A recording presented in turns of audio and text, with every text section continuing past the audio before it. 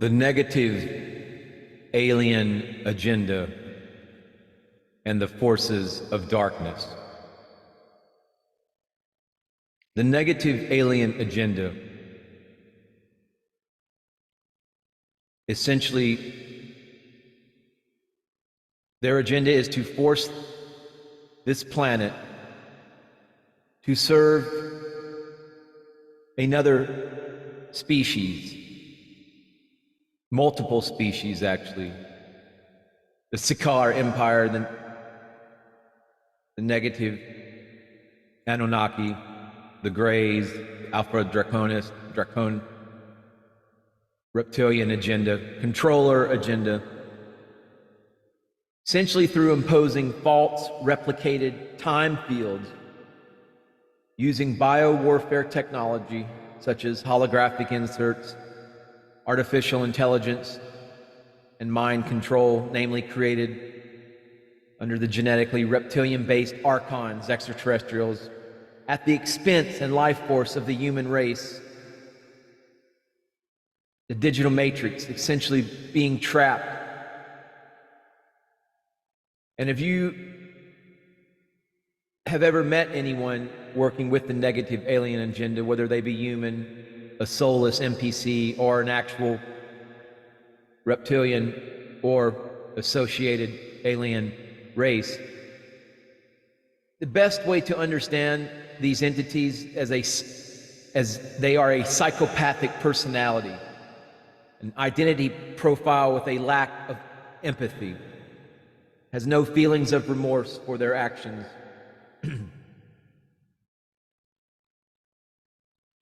With dark force manipulation methods, essentially prey upon any amount of darkness within the individual, within an individual who has not polarized. If you're still in your ascension journey and you're kind of being lukewarm, you're neither hot nor cold, as the master said, if you are, he said, be hot or be cold, but if thou be lukewarm, I will spit you out of my mouth. So this sort of going in between, just not polarized, just sort of living selfishly, but not totally committed to the darkness. You still haven't really been faced with that ultimate decision, which I believe many people are making those decisions right now, which way they're going to go. But when one has control over the thoughts of one's own mind, one has control over the direction and actions of the physical body, the genetic vehicle, all of its parts, and reclaiming of the soul energies. Whoever controls their mind controls their soul. But this psycho-spiritual warfare of the dark force manipulation methods through technological mind control to create fear and trauma, which is used via the digital matrix to control the masses in a variety of methods with the concept of God through religious violence, religion, organized religion, gender issues, sexuality, all of your lower chakra energies, but are the most mind-controlled and manipulated belief systems promoted. All of those energies surrounding those topics, religious violence, religion, organized religion, God, gender issues, sexuality. That is what the negative alien agenda and their human power elite continue, how they continue their enslavement and vampirism of humanity. Yes, they are parasites. So this video I'm making more or less because I believe the energies that are coming from the central sun are making it quite apparent the true nature of this true spiritual nature of our existence. And just, this is a free will planet. This is a free will. God has created us with free will. You have to understand, that is why darkness exists. That is why the negative alien agenda has thrived. But they rigged the game. You don't understand. Yeah, I mean, you may ask yourself, how can God be all good and all powerful, yet still evil exists? Because it's free will. We are allowed to explore which direction live, however we choose to live. But what happened with the energies of the dark forces, the cabal, they rigged the game to where it was not free will any longer. They completely were bitches. Like, they cheated every way they could possibly cheat to rig the game for their benefit.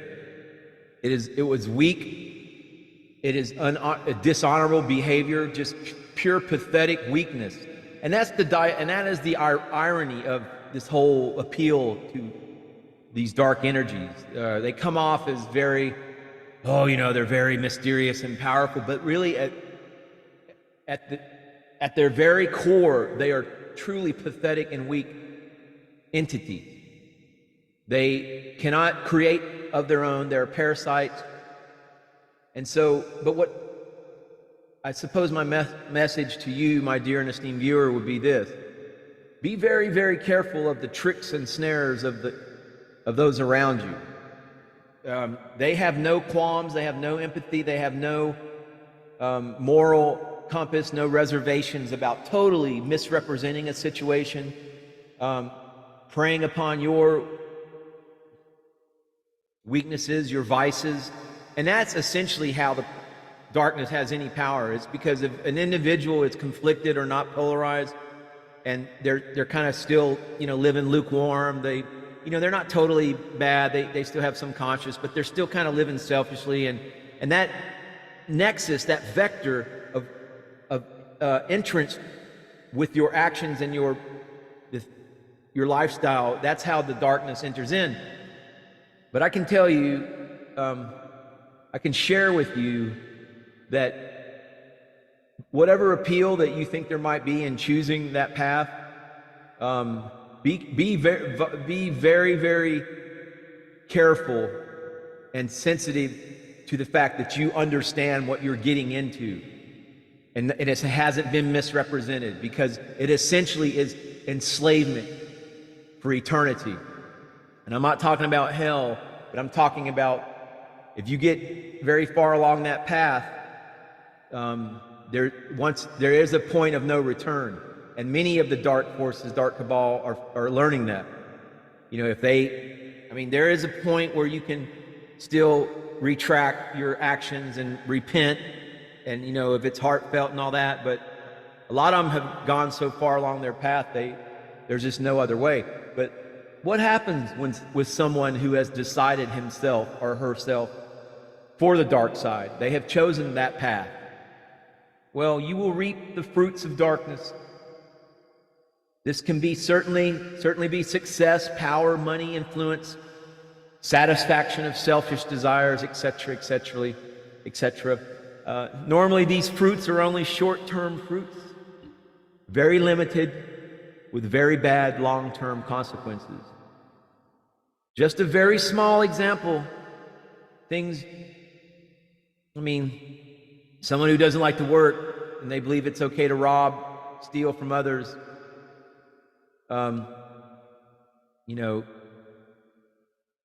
basically high rewards for short actions and minimum effort for maximum yield, return on investment. your amount of time, and it's basically that type of life, that type of parasitism, vampirism, or parasitical, being a parasite, preying upon others, that type of whole just general energy idea. But that's still just kind of typical behavior for humans that really haven't given too much consideration. They're just kind of taking the easy way out. They're not really totally 100%, understanding of what they're doing and committed to that path. So, all that's mild compared to with what happens with real dark path, the real dark ones who have really chosen and know with knowledge and know what they're doing. So what happens when you decide to become a black magician? Well, it starts with uncontrolled desires and selfishness. And already at this point, this person, this candidate, if you will, attracts energetic parasites which feed from their bad emotions and desires.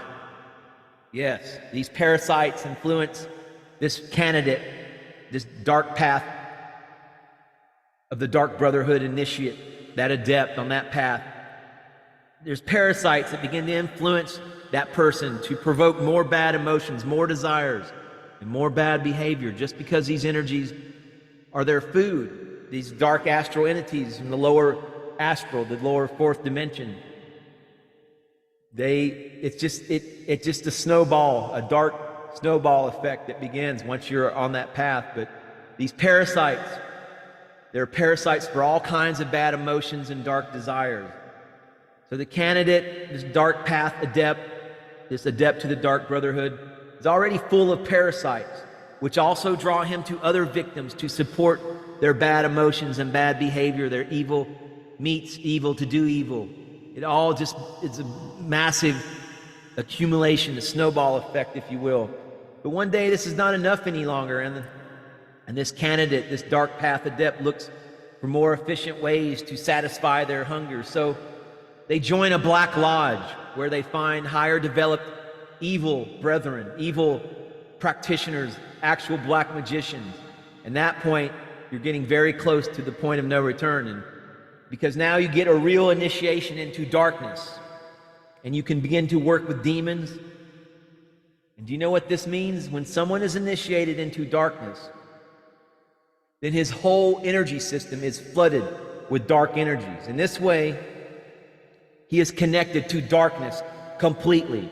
And that whole darkness is tied in with the negative alien agenda. And this is comparable with perverting channels of vital energy, your natural divine channels of your chakras, your energy vortexes, to become channels of wastewater sewage. You've taken the good, pure, clean water of source and replaced it with sewage water, shit water. All the good energies are replaced by dark, dead energy. When normally the crown chakra is the entrance for divine spiritual energies, this center, the crown chakra, is misused to pump dark energies into the Dark Adept, into the dark path candidate, to make him a being of darkness. This is real perversion, and with such an initiation, you lose your freedom of being human. And the next step, you get under the influence of demons and dark masters, and you're misused as a slave, as a puppet for their interest. But certainly, though, you'll be fed along, you'll get more power, and your wishes will be satisfied. But what you do not know is that you have to pay back everything with high interest. It is just an illusion that you are now powerful, because it is not your own power. The dark creatures that work for you and give you this illusion that you are the master, but you are not the master. So what has happened on this path of darkness? You have lost your human freedom and became completely enslaved by the darkness, dark brethren and dark beings, dark entities, lower astral. They don't go much above the fifth, and probably sixth as high as they get. You can't go any higher in your spirituality and connection back to source beyond sixth dimension, if that. But certainly, an individual who has gone down that path no longer has their freedom. You're enslaved by darkness. You're full of parasites, dark parasitical entities. You have bad karma that is accruing. Indeed, you are in the abyss of creation at that point. And as you can imagine, it can take easily countless incarnations of coming back until you can find the light again once you've gone down that path. That's why many of them never come back, because unless, there are some that have gone back and sent back and dissolved in source, but everyone, they're all, even the dark ones now, they're still, have a rehabilitation program. I believe the Ashtar Command has that, but I'm just trying to impress upon anyone right now at this point in the game that to be aware of the decisions you make, and Sometimes you have to dig a little deep within and do the right thing. And that path, the right path, the light path, sometimes is a little harder when you have to control your lower nature, but it can be done. I have had the chance. I've chance to study black magicians. I've been, through the music scene and through other avenues of my life path, been around black magicians, and I mean, there's a certain fascination to all that, but there's also a certain trickery. But it's very easy to be lied to and preyed upon when you yourself have not polarized. But this person that I knew was like a black shaman, more of a earth energy worker, but definitely a black magician, completely insane. But they had their sort of their method of portrayal, their acts together to come off as sort of mysterious and in control. But no, what I saw eventually was that they were completely a victim of the dark forces. There was no human spirit in this person left, and they had been occupied from countless parasites, dark beings, astral insects, and spiders. Insanity, pure insanity. And the only sense in this person's life, the only fun was to torture other people with his black magic, to cause fears and to pollute people during their sleep with dark creatures, astral insects, and bad energies. That person had lost their humanity. He was only a hollow shell, completely controlled by darkness. He was a total victim of darkness and no escape in prospect. Indeed, such black magicians can easily end as the dark waste of creation. They can lose their eternal spirit, their soul, and dissolve into energetic shit. So what happens with someone who has decided to follow the light? It is the opposite of the dark ones. The spiritual seeker connects more and more to the divine source. The spiritual seeker opens himself or herself to the spiritual powers, to the divine light, and so his or her whole nature becomes more and more light. And as light is their true nature, they experience more and more real freedom. You unfold all of your divine nature, all positive human virtues, all divine virtues. You grow and you flourish.